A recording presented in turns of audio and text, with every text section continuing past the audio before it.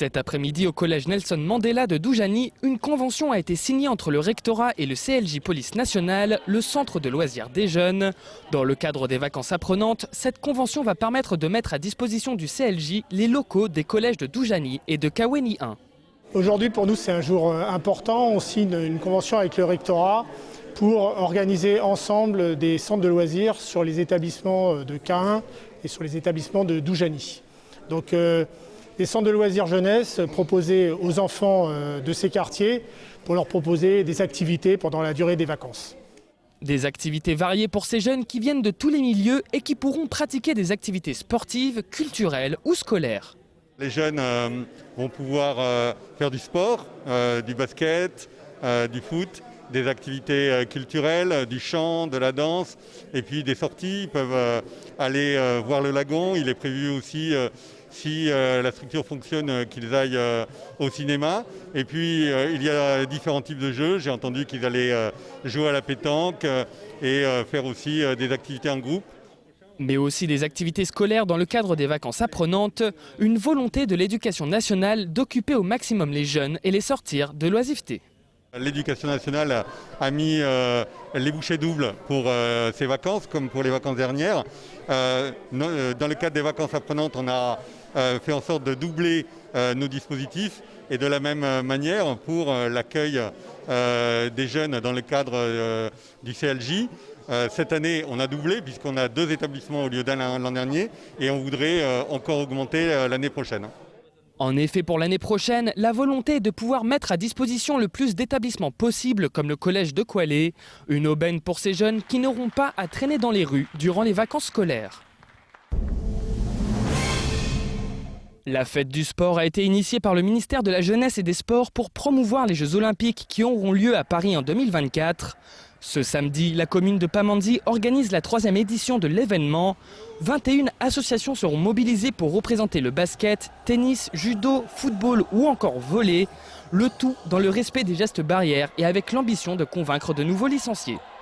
La manifestation aura lieu essentiellement sur la place des Congrès. Il n'y a que la course de pneus qui sera à l'extérieur. D'accord. Donc par rapport à la course de pneus, on a insisté sur la sécurité déjà, sur le parcours et les distanciations. On va faire le nécessaire pour que ça soit respecté. Alors au niveau de la place des Congrès, les distanciations sociales seront respectées. Les chapiteaux, chaque association aura son stand, donc bien séparés les uns des autres.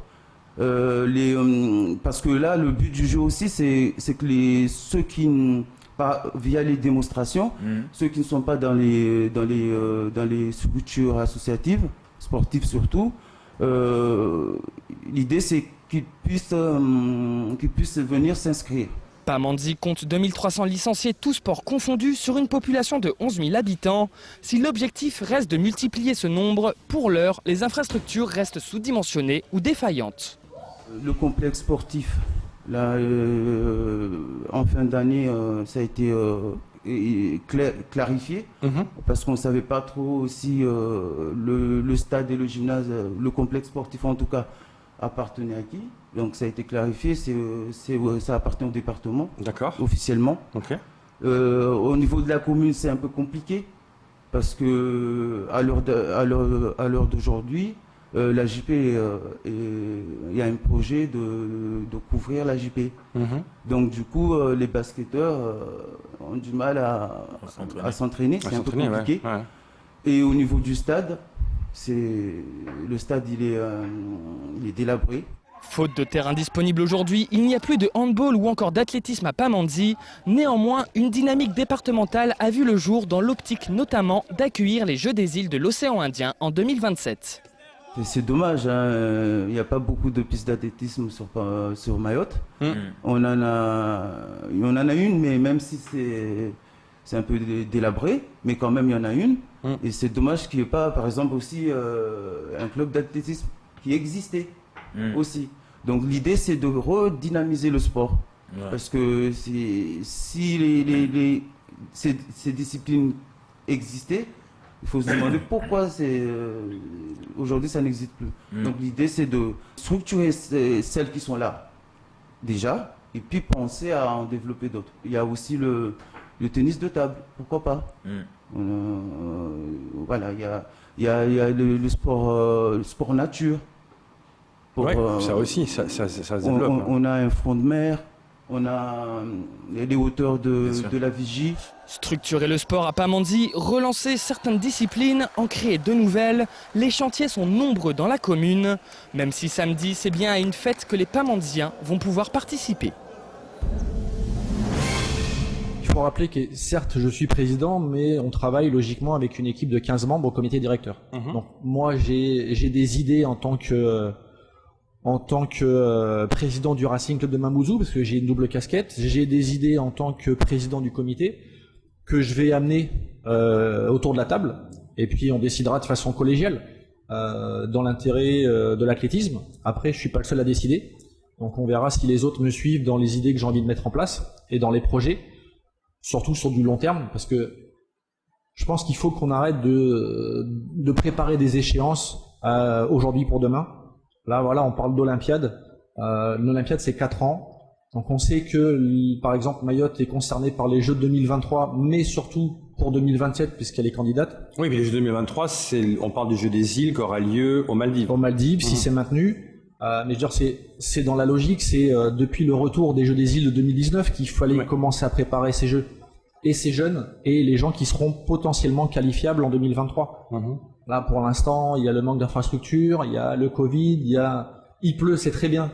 Mais quand il pleut à l'abattoir, la piste est impraticable. Bon, il y a beaucoup de paramètres qui font que c'est compliqué. Bertrand Auman vient d'être nommé chef du service régional de l'INSEE Mayotte à compter du 1er octobre 2020. Il aura la lourde tâche de succéder au regretté Jamel Mekaoui. Néanmoins, âgé de 60 ans, le nouveau chef de file de l'INSEE possède une riche expérience. Depuis septembre 2018, cet attaché statisticien hors classe de l'INSEE était chef de la section appui et diffusion sur mesure à la direction générale de l'INSEE à Montrouge, département INSEE Infoservice. Entré à l'INSEE en 1980, il est diplômé de l'ENSAE en 1994. Il a ensuite exercé en tant qu'analyste développeur au CNI de Nantes.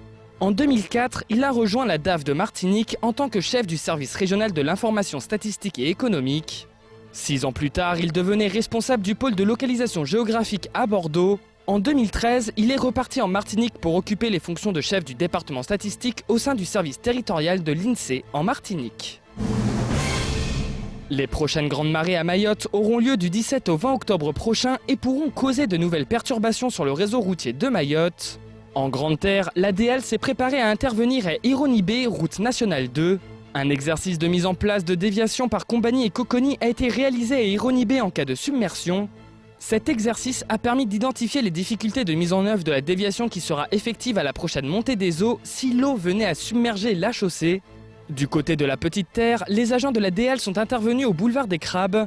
Après avoir placé des sacs de sable dans le caniveau et réalisé un talus de terre pour empêcher l'eau de submerger la chaussée, la circulation sera faite en alternance à l'aide de feux tricolores. D'ici la fin de l'année, l'ADL réalisera un muret pour lutter contre la montée des eaux en béton de 100 mètres de long et 70 cm de hauteur sur tout le linéaire de la RN4 concernée. La consommation d'eau lors des 7 derniers jours a baissé par rapport à la semaine précédente. Elle plafonne à 33 827 m3 par jour, soit loin des 28 500 m3 à atteindre. Une baisse qui est liée à la perte de débit du forage Béja qui n'a plus suffisamment d'eau pour envoyer dans le réseau de distribution. Un défaut de moteur sur une pompe à Ptsangamouji a entraîné son arrêt. Selon la préfecture, ces 2 événements ont contribué à une baisse de la production, ce qui a contraint la SMAE à réaliser des coupures supplémentaires. 8 941 m3 ont été économisés depuis le début des coupures d'eau, tandis que depuis le 1er septembre, 39 fuites ont été colmatées sur le réseau. Le taux de remplissage des retenues collinaires baisse encore pour atteindre 35%. L'année passée, à la même époque, les retenues étaient remplies à 53%.